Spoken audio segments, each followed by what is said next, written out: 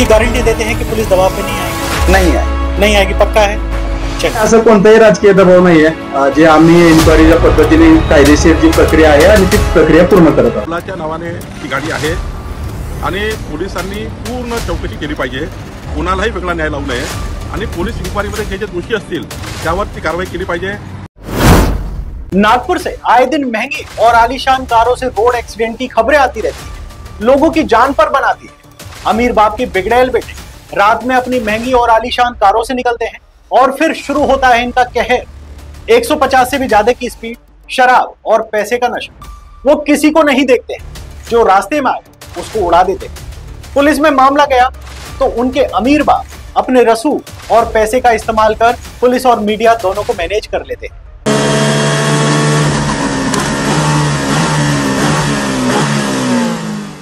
एक ऐसी ही खबर हम आपको बताने जा रहे हैं.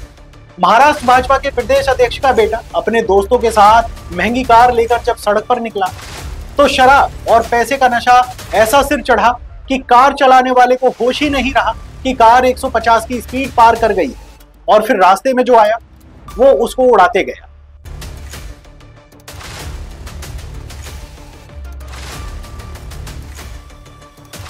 कल तक इस मामले में न तो पुलिस कुछ बोल रही थी और न ही जिनका एक्सीडेंट हुआ है यानी पीड़ित वो कुछ बोलने को तैयार थे. अब इससे ही अंदाजा लगाया जा सकता है कि मामला कितना हाई प्रोफाइल रहा होगा या फिर पुलिस पर कितना दबाव बनाया गया होगा. बताया जा रहा है कि ऑडी वाला आरोपी इतनी तेज रफ्तार में था कि कांचीपुरा, सेंटर पॉइंट, लोकमत स्क्वायर और आरबीआई स्क्वायर इत्यादि इन रास्तों के बीच कार, बाइक जो भी कुछ आया वो सब कुछ उड़ाता चला गया. पुलिस स्टेशन में जाकर जब हमने कार का मुआयना किया तो ऑडी कार पर नंबर प्लेट गायब थी. कार ने किस तरह लोगों को उड़ाया होगा ये ऑडी की हालत देखकर आप अंदाजा लगा सकते हैं.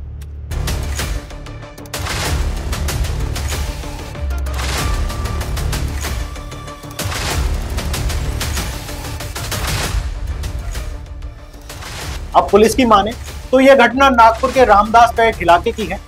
सीताबर्डी पुलिस स्टेशन के अधिकारी ने बताया कि रात 12:30 बजे ऑडी कार ने पहले शिकायत करना जितेंद्र सोन कांबले की कार को टक्कर मारी. फिर इसके बाद एक मोपेड से टकराई. इसमें 2 सवार लोग घायल हो गए. इसके बाद आरोपी मानकापुर इलाके की तरफ जा रहे थे, तभी ऑडी ने कुछ और गाड़ियों को और 2 बाइकों को टक्कर मारी. वहां पर एक टी पॉइंट पर ऑडी ने एक पोलो कार को टक्कर मारी. उसमें सवार लोगों ने ऑडी का पीछा किया और मानकापुर पुल के पास उसे रोक लिया. कार भाजपा के प्रदेश अध्यक्ष चंद्रशेखर बावनकुले के बेटे संकेत बावनकुले के नाम से रजिस्टर्ड थी. कार में भाजपा नेता का बेटा संकेत बावनकुले भी बैठा हुआ था. हालांकि एफआईआर में उसका नाम नहीं. पुलिस ने सिर्फ अर्जुन और रोनित को आरोपी बनाया था. अधिकारियों का कहना था कि संकेत घटनास्थल पर मौजूद नहीं था, लेकिन अब खुद डीसीपी जोन 2 राहुल मदने ने मीडिया में बताया कि संकेत बावनकुले कार में मौजूद था. हालांकि उन्होंने इस बात की पुष्टि नहीं की कि कार संकेत बावनकुले चला रहा था. उन्होंने बताया कि संकेत का ड्राइवर कार चला रहा था. वहीं संकेत बावनकुले ने भी स्वीकार किया कि वो कार में उस वक्त मौजूद था. वहीं डीसीपी ने बताया कि आरोपियों को जमानत दे दी गई है और मामले की जांच जारी है. जो अपघात की घटना हुई है वो 9 तारीख को 12:30 बजे नाइट को हुई है, जहाँ सेंटर पॉइंट होटल है उस एरिया चौक में वो इंसिडेंस हुआ है. और उसमें जो गाड़ी व्हाइट कलर की ऑडी है और संकेत बावनकुले के नाम के है और उनके मालिक है. और जो 3 लोग थे उसमें एक अर्जुन, संकेत और रोनित, उसमें से हमने तीनों को इंक्वायरी के लिए पूछताछ की है. और उसमें जो ड्राइवर है अर्जुन, उसको भी हमने अरेस्ट किए थे. बाद में ऑफेंस अवेलेबल होने के कारण उनको बेल दे दिया. सर, इसमें कहा जा रहा है कि शराब पीकर गाड़ी चला रहे थे. पुलिस ने इस दिशा में क्या इंक्वायरी की, क्या तथ्य सामने? वो मेडिकल उनकी किए, मेडिकल सैंपल भी हमें एफएसएल के लिए भेज दिया है और उनका रिपोर्ट अभी भी वेटेड है. सर, ये गाड़ी का नंबर प्लेट मिसिंग था ऐसा भी कहा जा रहा है. जब हमने गाड़ी सीज की तब नंबर प्लेट गाड़ी में थे जो MH40CY 4040 करके है, इलेक्ट्रिक व्हीकल है. जब ये इंसिडेंट हुआ तब उसमें कौन कौन मौजूद था गाड़ी? उसमें 3 लोग मौजूद थे. उसमें अर्जुन हावरे, संकेत बावनकुले और रोनित चित्तम. कुछ लोग इंजर्ड में, उनकी स्थिति क्या? वो नॉर्मल थे, उनके मेडिकल भी किए उस समय ही, तो उसमें कोई सीरियस इंजरी किसी को नहीं. संकेत बावनकुले को इंक्वायरी के लिए बुलाया गया था क्या, और क्या हुआ इसमें? संकेत बावनकुले को इंक्वायरी के लिए बुलाया था. उन्होंने एग्री भी किया है कि वो गाड़ी में थे. जिस तरीके से बताया जा रहा है कि एक्सीडेंट होने के बाद मारपीट हुई थी, तो क्या संकेत बावनकुले वहां से भागे? वो हमारी इंक्वायरी चल रही है कि किसने मारा है, किसने उनको रोका है, उसके बारे में हमारी इंक्वायरी चालू है. या सगळ्या प्रकरणात काही राजकीय दबाव आहे का, या सगळ्याचं काय? नाही, असं कोणताही राजकीय दबाव नाहीये. जे आम्ही इन्क्वायरीच्या पद्धतीने कायदेशीर जी प्रक्रिया आहे आणि ती प्रक्रिया पूर्ण करत आहोत. वहीं बता दें कि संकेत बावनकुले की कार ने जिस तरह सड़क पर कोहराम मचाया, उसमें कई गाड़ियां क्षतिग्रस्त हो गई। इन लोगों ने शराब और सत्ता के नशे में जो किया उसे कहीं तक भी जायज नहीं ठहराया जा सकता है। कार में अर्जुन हावरे, रोनित चिंतमवार और संकेत बावनकुले मौजूद थे। इन तीनों के ऊपर कड़ी कार्रवाई होनी चाहिए ताकि कोई भी अमीर जाति पैसे और सत्ता के नशे में इस तरह की हरकत करने से पहले 100 बार सोचे। वहीं महाराष्ट्र बीजेपी अध्यक्ष चंद्रशेखर बावनकुले का भी बयान सामने आया है। उन्होंने कहा कि वह कार मेरे बेटे के नाम पर है। पुलिस को इस दुर्घटना की निष्पक्ष और पूरी जांच करनी चाहिए। किसी के साथ भेदभाव नहीं किया जाना चाहिए। जो लोग दोषी हैं उन पर आरोप लगाए जाने चाहिए और उनके खिलाफ कार्रवाई की जानी चाहिए। मैंने किसी पुलिस व्यवस्था से बात नहीं की है। न्याय सभी के लिए समान होना चाहिए, चाहे कोई राजनीति से जुड़ा हो या फिर किसी और से। माझ्या मुलाच्या नावाने ती गाडी आहे आणि पोलिसांनी पूर्ण चौकशी केली पाहिजे, कुणालाही वेगळा न्याय लावू नये आणि पोलीस इन्क्वायरीमध्ये जे जे दोषी असतील त्यावर ती कारवाई केली पाहिजे। मी कुठल्याही पोलीस यंत्रणेची आता बोललो नाही, त्यांना जे आढळेल सीसीटीव्हीमध्ये किंवा जे काही त्याच्यामध्ये गुन्हा दाखल होईल तो सर्वांसाठी न्यायासारखा असला पाहिजे, कोणी राजकारणाचा असो कोणी असो। पण मला जे वाटतं पोलिसांनी पूर्ण इन्क्वायरी केली पाहिजे, सीसीटीव्ही सर्व्हेलन्स तपासले पाहिजे आणि योग्य कारवाई केली पाहिजे। सुदैवाने या अपघातामध्ये परमेश्वराच्या कृपेने कुणालाही त्या ठिकाणी जीवितहानी किंवा काही झाली नाही। मी परमेश्वराचे आभार मानतो, पण ऍक्सिडेंट मात्र याची चौकशी झाली पाहिजे असं मला वाटतं। अब विपक्ष भी भाजपा पर हमलावर है। बता दें कि शिवसेना नेता सुषमा अंधारे ने सोशल मीडिया पर पोस्ट करते हुए आरोप लगाया कि नागपुर के रामदास पेट में हुई इस दुर्घटना में पुलिस ने कार का नंबर क्यों नहीं दर्ज किया और कार मालिक के खिलाफ उचित कार्रवाई क्यों नहीं की। उन्होंने सीधे तौर पर संकेत बावनकुले पर आरोप लगाया है कि वो दुर्घटना के वक्त कार में मौजूद था। इसके साथ ही उन्होंने पीड़ित जितेंद्र सोनकांबले की सुरक्षा की मांग की। उन्होंने कहा कि जिस बार में संकेत और उसके दोस्त शराब पी रहे थे उसकी सीसीटीव्ही की जांच होनी चाहिए। नागपूरच्या हिट अँड रन प्रकरणामध्ये काही खुलासे काल मी केले होते आणि ऑडी चालक हा संकेत बावनकुळे होता आणि ती गाडी संकेतचीच होती यावर मी काल दुपारी ट्विट करून माहिती दिली। यानंतर सायंकाळी स्वतः चंद्रशेखर बावनकुळे यांनी माध्यमांच्या समोर येऊन स्पष्टपणे सांगितलं की होय ती गाडी माझा मुलगा संकेतचीच आहे आणि चौकशी निष्पक्ष व्हावी। आनंदाची गोष्ट। पण आता बावनकुळे साहेबांच्यासाठी माझे काही प्रश्न। जर चौकशी निष्पक्ष व्हावी असं बावनकुळेजींना वाटत असेल किंवा वाटत होतं तर मग एफआयआर मध्ये गाडीचा नंबर का आला नाही? ज्या ऑडीने ठोकलं आणि जी गाडी संकेतच्या नावावर आहे ती कागदपत्र पोलीस स्टेशनकडे का जमा झाली नाही? एफआयआर मध्ये संकेत बावनकुळेचं नाव का आलं नाही? या गाडीची कुठलीही तपासणी न करता ही गाडी आरटीओने रिपेअरिंगसाठी लगेच कशी काय परत पाठवली? कारण ही गाडी पुन्हा आम्ही आवाज उठवल्यानंतर टो करून सीताबर्डी पोलीस स्टेशन मध्ये आणली गेली। ह्या सगळ्या गोष्टी आरटीओ पोलीस प्रशासन यांच्यावर कुणाचा दबाव होता?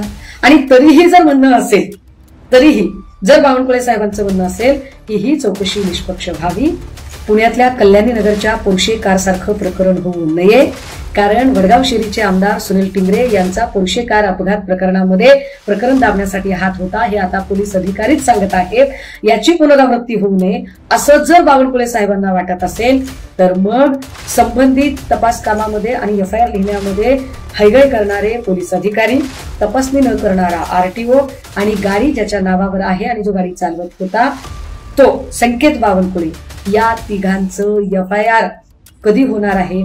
या तिघांवर कधी गुन्हे दाखल होणार आहेत? संकेत बावनकुळेवर पोलीस तक्रार कोणती दाखल करणार आणि यामध्ये पोलिसांचा वर कुठलाही दबाव असणार नाही। खैर, इस खबर पर हमारी नजर बनी हुई है। खबर पर जो भी अपडेट आएगा उसे आप तक जल्द पहुंचाने की कोशिश करेंगे। धन्यवाद। 12:30 बजे के करीब जो ऑडी कार है उसने कई लोगों को उड़ाया है और ऐसा नहीं कि एक स्पॉट पे उसने टक्कर मारी, कई स्पॉट पे टक्कर मारी और बताया जा रहा लगभग 50 कार, बाइक और साइकिल सवार उनके ऊपर मतलब वो चढ़ा के लेके गए कार। जो भी उसके सामने आता गया वो उसको उड़ाता गया। तो इस पे आपको क्या कहना है? कौन था आरोपी? वो थोड़ा सा हमें हमारे दर्शकों को बताएंगे। दिनांक 9/4/2024 चे 12:30 वाजता सुमारास फिर्यादी जितेंद्र शिवाजी सोनकांबळे वय 40 वर्ष, राहणार पटवर्धन नगर नागपूर, हा सेंटर टी पॉइंट रामदास पै या ठिकाणी आपल्या गाडीसह समोर जात असताना आरोपी अर्जुन जितेंद्र हावरे वय 24 वर्ष राहणार खामला हावरे लेआउट धंदा सरकारी कंत्राटदार आणि त्याचे ताब्यातील पांढऱ्या रंगाची आडी चारचाकी वाहन अतिशय वेगाने चालवून जी फिर्यादीची कार आहे त्या फिर्यादीच्या कारला मागून धडक देऊन तिचं नुकसान केलेलं आहे। त्या फिर्यादीच्या कारच्या समोर एक दुसरी कार होती, तिला सुद्धा धडक दिलं आणि नंतर एक बाईक स्वार होते त्यांना सुद्धा ते धडक बसलेले आहे। त्यामुळे फिर्यादीच्या तक्रारीवरून दिनांक 9/9/2024 चे 4:30 वाजता अपराध क्रमांक 938/24 कलम 281, 125, 125 ए 324(2) भारतीय न्याय संहिता RW 184 मोटार वाहन कायदा यानुसार गुन्हा दाखल करण्यात आलेला आहे। आरोपी अर्जुन हावरे हा पोलीस ताब्यात आहे आणि तपास सुरू आहे। सर, कार पर नंबर प्लेट नहीं थी, ये बहुत बड़ा सवाल है क्योंकि कार बिना नंबर के अगर सड़कों पर दौड़ रही है तो कार की नंबर प्लेट हटाई गई है, या फिर अगर कार की नंबर प्लेट थी तो हटाई क्यों गई, और नहीं थी तो कार ऐसे कैसे दौड़ रही थी सड़कों पर? पुलिस ज्या आरोपीने जे वाहन जी कार भरधाव वेगाने चालविलेली आहे ते आम्ही पोलीस ताब्यात घेतलेलं आहे। त्याची नंबर प्लेट सुद्धा आम्हाला ताब्यात मिळालेली आहे। सध्या आम्ही ते वाहन डिटेन केलेलं आहे। यहाँ के महाराष्ट्र के जो बड़े नेता हैं, रसूखदार नेता हैं, उनके बेटे का नाम आ रहा है डायरेक्ट के उनका बेटा कार चला रहा था, लेकिन बाद में बताया जा रहा है कि कार कोई और चला रहा था, बेटा नहीं चला रहा था। आता ज्या आरोपीला आम्ही ताब्यात घेतलेला आहे त्याच्याकडून सखोल विचारपूस सुरू आहे आणि त्याने स्वतः आपण कार चालवित असल्याची कबुली दिलेली आहे। पुढचा तपास सुरू आहे। तपासामध्ये काय निष्पन्न होतं पुढे आपल्याला कळेल। कहा तो ये भी जा रहा है कि सुपर कार रेसिंग का ये मामला है क्योंकि 2 कार थी, एक किया कार थी जो पीछे थी उसके, इसके अलावा एक ऑडी कार थी, दोनों कारों में रेसिंग हो रही थी।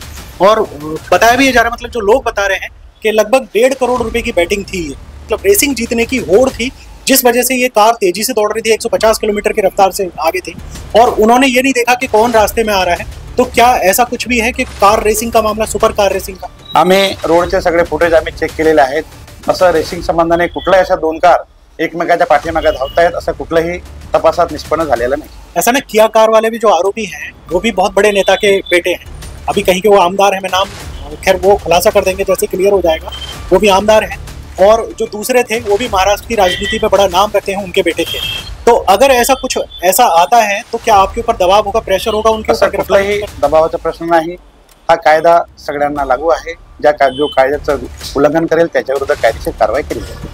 पुलिस से ज्यादा मीडिया इन्वेस्टिगेशन कर रही है इस मामले में और मीडिया ने काफी हद तक देखिए सफलता पाई है कि कौन है आरोपी कौन नहीं। पुलिस अब तक कैसे नहीं पकड़ पाई? आम्ही सकाळपासून अख्खा रात्र अख्खा दिवस ज्या काही तपासाच्या महत्त्वाचे पुरावे आम्ही गोळा केलेले आहेत आणि त्या पुराव्याच्या आधारे आम्ही तपास करत आहोत। कुठलाही या ठिकाणी दिरंगाईपणा झालेला नाही।